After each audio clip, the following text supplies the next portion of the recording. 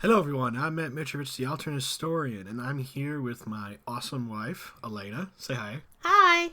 And we're here to share our thoughts on Timeless, specifically episodes 1 and 2, because that's the only episodes we watch. I am not able to talk today. That's because we've already started drinking. Yeah, it's been a rough week, so... It's Friday night, so we are... Cheers. Hold on. Yeah, hope that picked up on the audio. So we are drinking some wine. And we're going to talk about Timeless. So let's talk about Timeless. Timeless is a new show by NBC. It's a time travel show. Essentially, this guy, Garcia Flynn, has stolen a time machine. He's going back and changing events in American history. The U.S. government has tasked Lucy Preston, Wyatt Logan, and Rufus Carlin, and the only reason I know all these characters' names is because I'm looking at it on my computer right now. We are cheating. This is going to be like when we were talking about Amanda Highcastle, we were struggling to remember people's names. Now, we have all their names here. So anyway, they tasked them to go use another time machine to track it down. Now, Lucy's actually a historian, so that's why she's there, so because she knows about history. Wyatt, it's actually a soldier because, he needs to go shoot a bad guy. And Rufus is actually a scientist, and he pilots the actual time machine. The time machine was made by this rich Elon Musk-esque character. I can't remember his name now, and I don't know if what's showing up right now. It's not on the main list. It's not Connor Mason? Yeah, whatever. The thing is, he made this time machine without pretty much on his own. Again, Elon Musk, think SpaceX except time machine. And it got stolen by Garcia. And so they're tracking him down. The first time, and we'll go into more details. I'm just sort of giving you a rundown before we kind of talk about it. The first time they go back to 1937 for the Hindenburg disaster. At first it looks like that Wyatt actually is going to save the Hindenburg. But then they realize that he's only saving it now so that on the flight back to Germany, all these famous people are on board who can get killed. And so they got to stop that from happening because it can screw up history even worse than before. And then the second time they go back into history, it's Lincoln's assassination. And again, he's not essentially trying to stop it. He's actually trying to make it even more successful because John Wilkes Booth and his conspirators had plans to kill other people besides President Lincoln. This is true in his history. But they were very unsuccessful with it. Only Lincoln got killed and a lot of other people survived, but it could have been a lot worse. My distant cousin, Ulysses S. Grant, could have got killed. I don't know if I ever talked about that, but I am distantly related through my mom's family. My mom, I think it's my mom's family. Yeah, who's where I got that sort of connection to. But Ulysses S. Grant, President Grant, the president after Andrew Johnson who succeeded Lincoln, is my distant relative. So that's pretty cool, I always thought. Anywho, so those are a brief summary of the 2 episodes that we have watched. So Elena, I have to ask, what did you think about Timeless? I think there's good and there's bad. I think it is enjoyable. I think it's interesting. I think it's really cool to see them go back and try not to screw up history too much. Mm-hmm. And then I think it's interesting when you do see them come back and they wonder, what did we change and what's the history look like now? Oh, because that is important, because when they went back and with the Hindenburg, the Hindenburg still crashed. It just crashed later than it happens. And when they went back, there were some things changes. For example, like Lucy's mom was... Wait, before you say anything else, spoiling. We are spoiling. Oh, yeah, we're going to spoil. We are spoiling. Everything. So let's deal with it. Moving on. Lucy went back before she went back. She lived with her sister and her mother. They took care of her mother who had cancer, was dying of cancer, and I think she was unconscious too during it. Mm-hmm. Then she goes back and discovers her mom doesn't have cancer, it's fine, but her sister doesn't exist. It's not about her being dead. She's just not there, and that starts off a whole new subplot because she discovers that wait, why is my sister not alive but I am? It's like, oh wait, the person I always thought was my dad isn't my dad. Someone else is my dad, and again. That's going to be something that's, more too. And also Lucy discovers too, in this new alternate future, she's engaged. And it's like, oh crap. And we do end up running into her fiance, but only briefly. But he was played by the same actor who played Lincoln's son. Who what was his name? Todd Link? Was that no, now I can't remember. And he's the only one that was she was attracted to him when they went back into Lincoln's time, and so there was like a spark there, and then she came back, and then there he was at their engagement party that she was completely shocked they were even having. So yeah, that was interesting. So going into what I liked and didn't like. Oh wait, that's kind of like with Outlander too. How like Frank. Yeah. Oh yeah. Good point. That is. Yeah. Which yeah, I hate that trope. I hate that it's the same actor. I just think it's so stupid. But the thing is, with Outlander, is he's really technically related to that person. No, he is. We don't know if this character is related to Lincoln. Probably not, but yeah. But even if you're not, it's people who do that all the time. It's such a stupid. I like thing. it though that Outlander's related. The idea that you would look that you would closely resemble somebody. It's just like it's like if someone from like a future ancestor of ours from 100 years from now comes back and looks exactly like me and says like I'm your great grandson. I'm like. That's impossible because you look exactly like me. And what made you are your parents together, and so there's no way genetically. No way. Just with my child development background and the little bit of genetics I teach in my classes, that would not ever be able to happen without the genetics meeting each other at the same time. Like that one, I want to get graphic here. The one sperm and the one egg that met. Any other sperm and egg that met. Sperm. Stop it.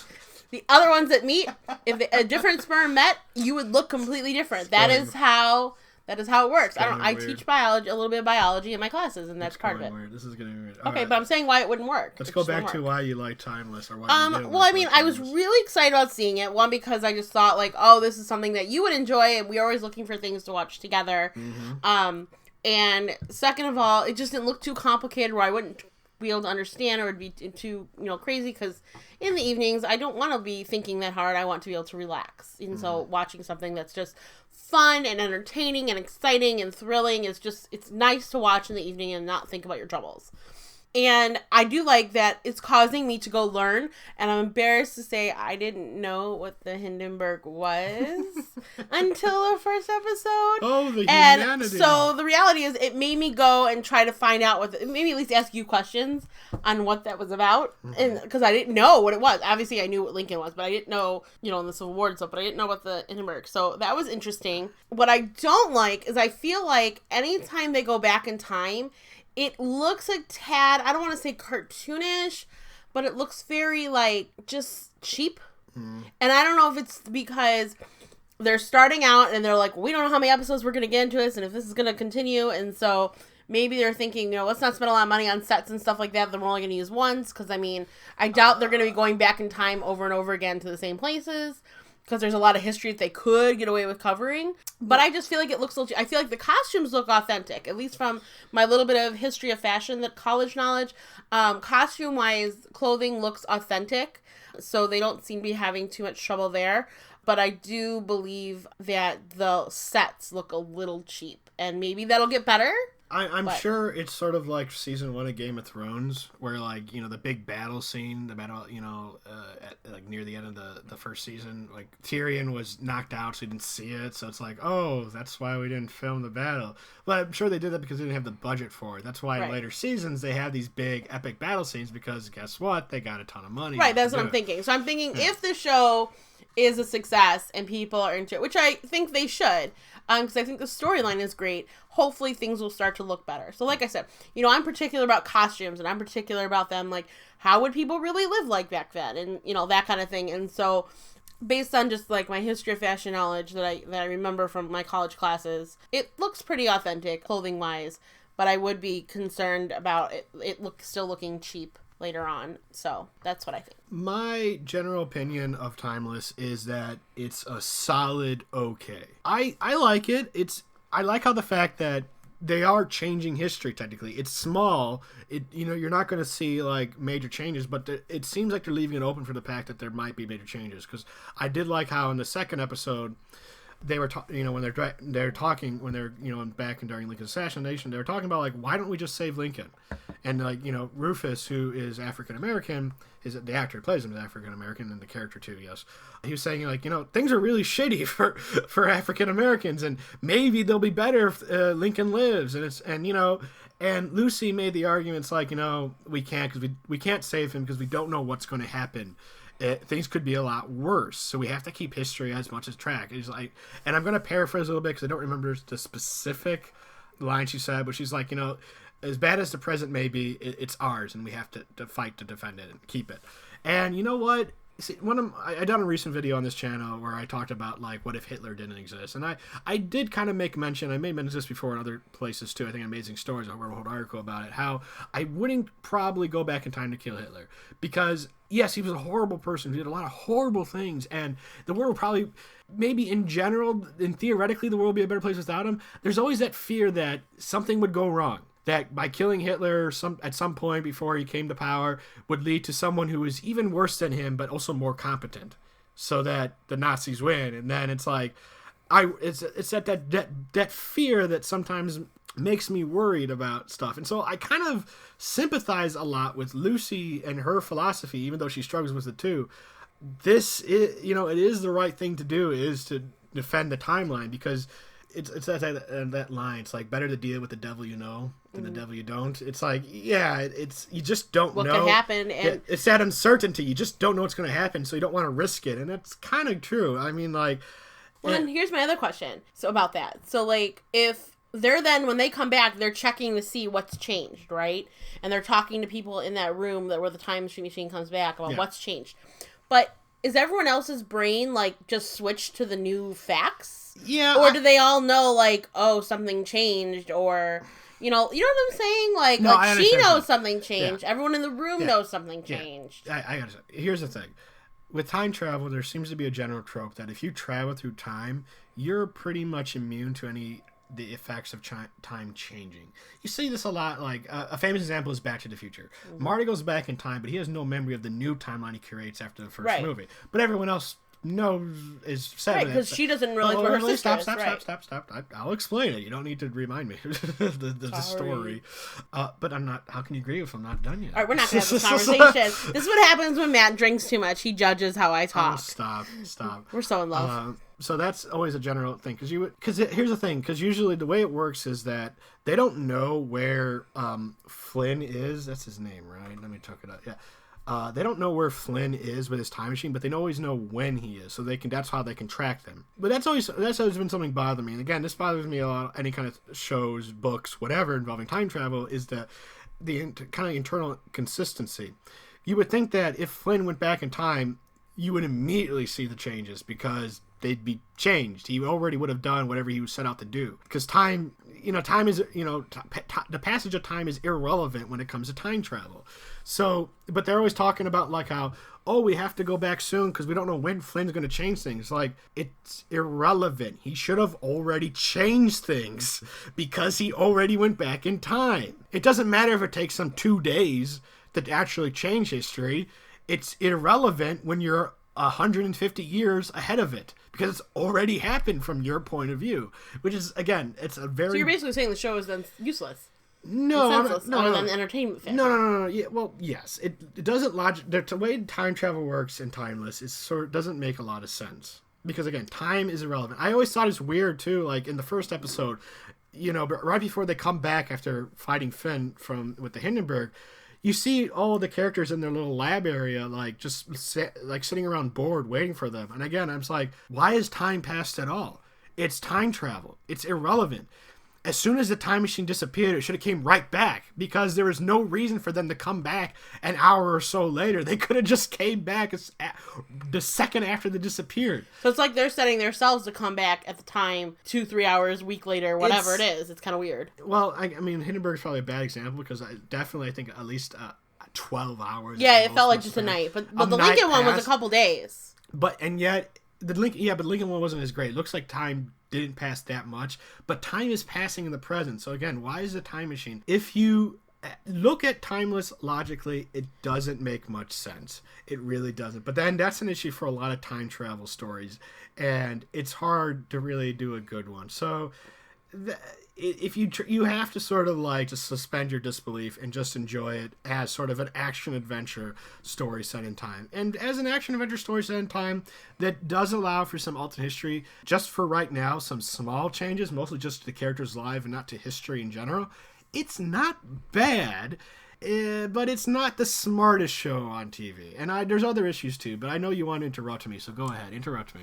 I was just going to say, did you notice though about how, time passed a lot for when they went back in time for Lincoln and people were really bored, but when she went home, it was still the same day because it was that night was her engagement. Oh, yeah, so I it was mentioned only that. a couple hours. I mentioned that. I said the time didn't pass that much. Yeah, not that much, but yeah. Yeah. So, okay. But time is still passing because you see them standing around looking bored, like they're waiting. Right. So if it was just a second, and we don't know how long it is. If there was just a couple seconds, you wouldn't see someone being like. And plus, that one girl did all that research for her. Exactly. So time must have passed because it took time to do that. Another issue too that I didn't like about Timeless is the villain, Garcia Flynn. Well, there's things I like about him, things I don't. One thing is that he keeps like hinting that he's not a bad guy.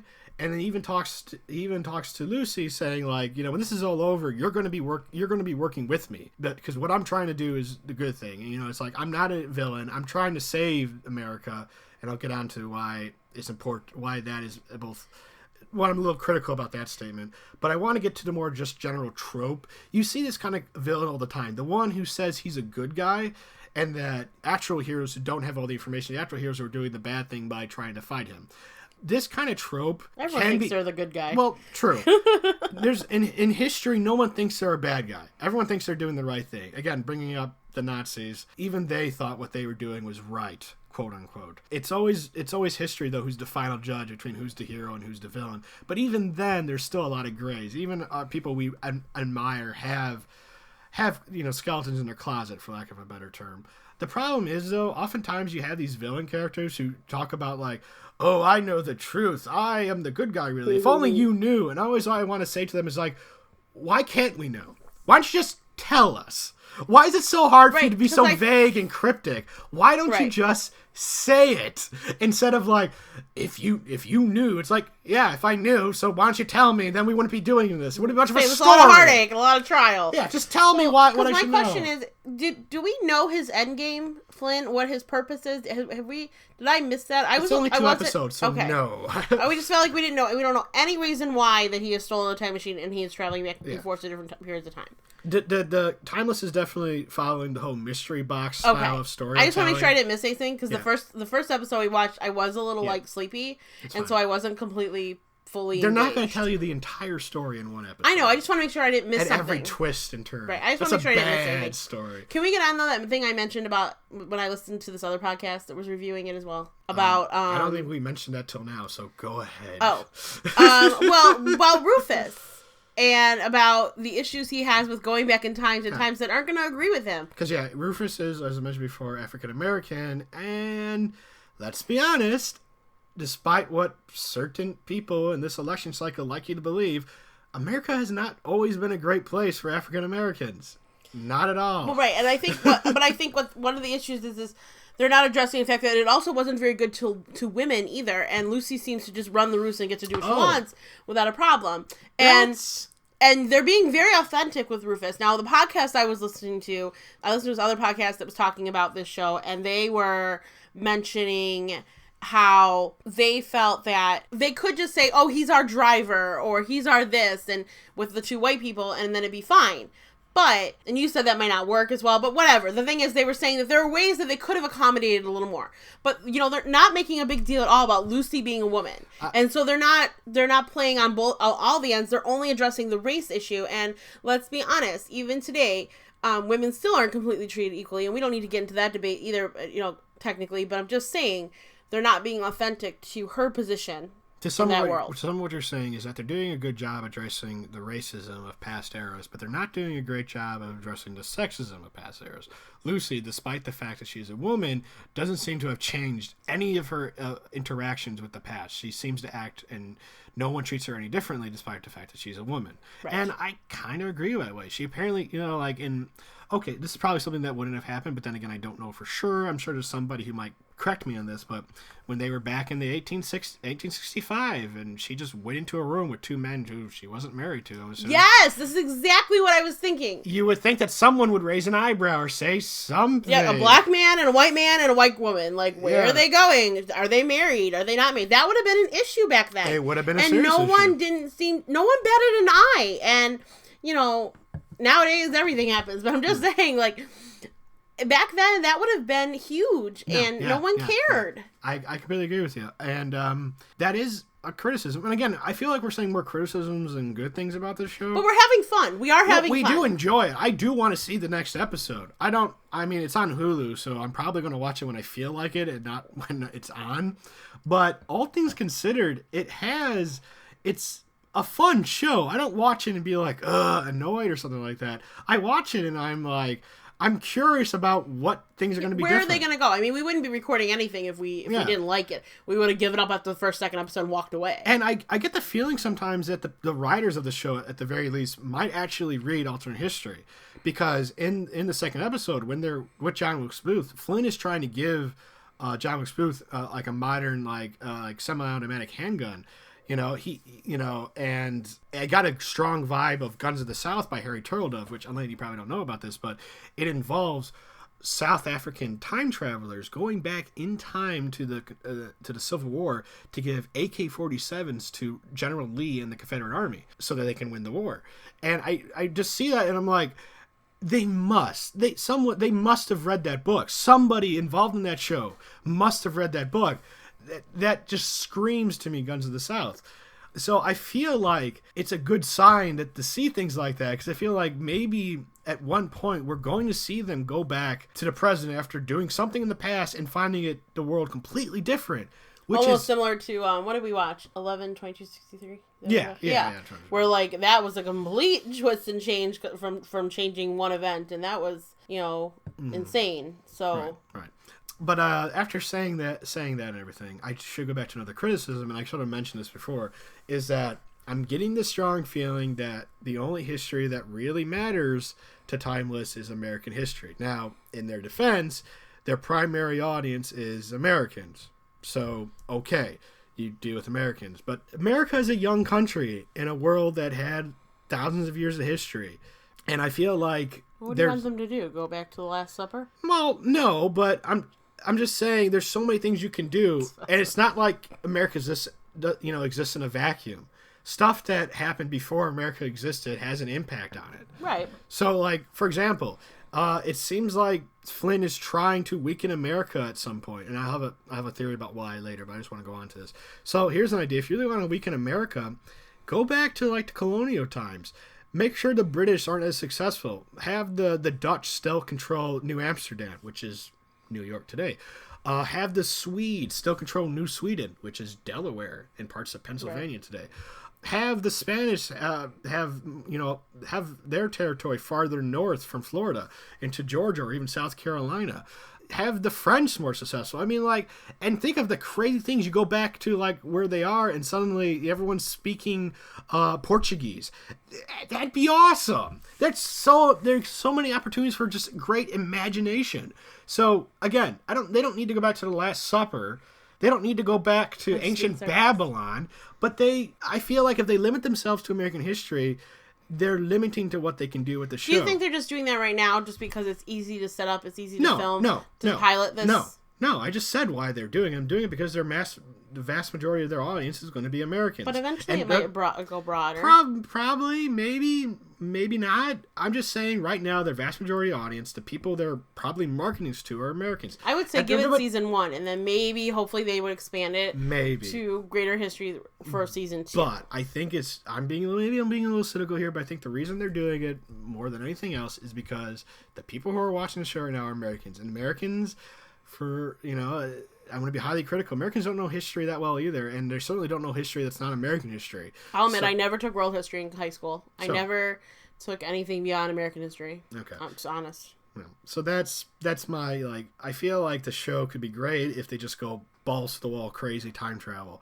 But I think they're going to play it safe for a while, which maybe in the long run might hurt them, but I don't know. Anyway, I do have a theory. Hold on a second. I'm going to drink some wine. Oh, delicious wine. I do have a theory about Flynn. I think Flynn may know some things about the future. Flynn may even be from the future, because time travel, anything's possible. And he keeps talking. I mean, second time's always like, I'm trying to save America. I think what happens is there's some catastrophe that happens in the future. Maybe World War III breaks out, nuclear war, blah blah blah. Everybody dies. And Flynn, realizing this, decides that he needs to prevent it. And he feels like the best way to prevent that is to weaken America. Stop it from becoming the major superpower. Just make it a regular country that has no impact or just a very minimal impact on the globe to prevent the war. Who knows? Maybe America is the reason the war happened anyway. So there you go. It kind of makes sense. There's references to some sort of secret society called Rittenhouse, who, is forcing Rufus to record, Wyatt and Lucy. So maybe that's kind of hinting at that. But that's my argument. And if that's the case, I really hope it's not, because it's only been 2 episodes, and if I've really guessed what the twist is, what the secret is, then you're gonna be really bored. I'm gonna get really bored really fast. That said, why can't you just watch? See, this is the thing you do though. You watch things and you make these big guesses about what's gonna happen, and yes, you usually are right, but then you're upset that you were right because you figured it out way too quickly. Stop thinking. Just be a mindless, brainless person and just watch the big boob tube. In my defense,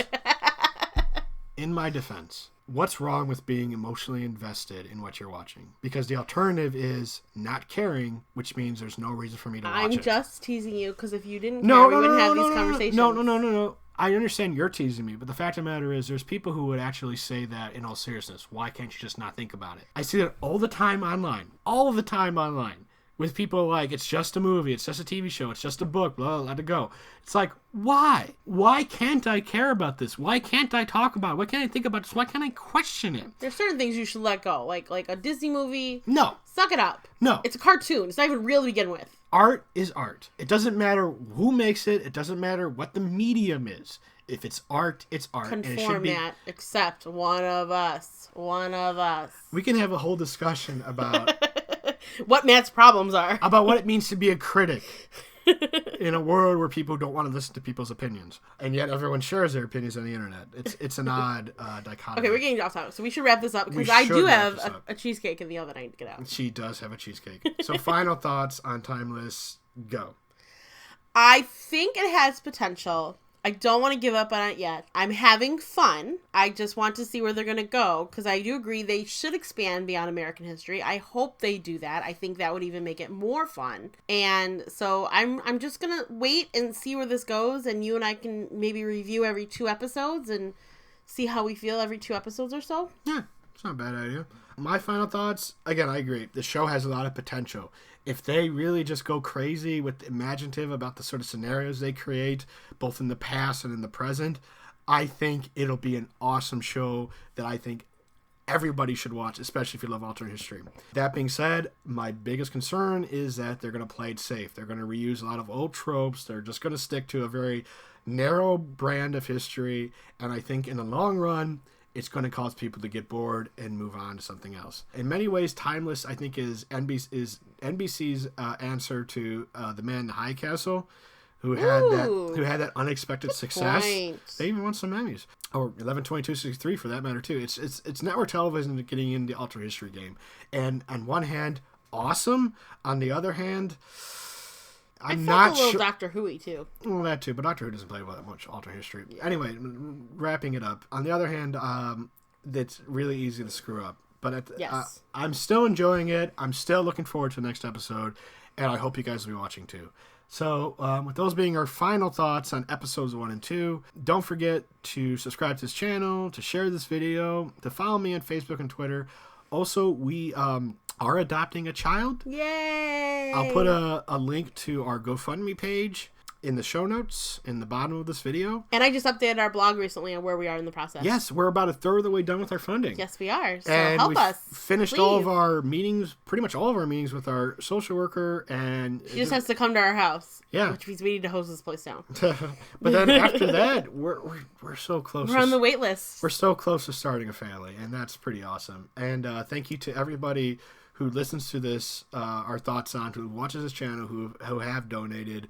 Thank you. It means a really lot to us. So, that said, I'm Matt Matrix, the alternate historian.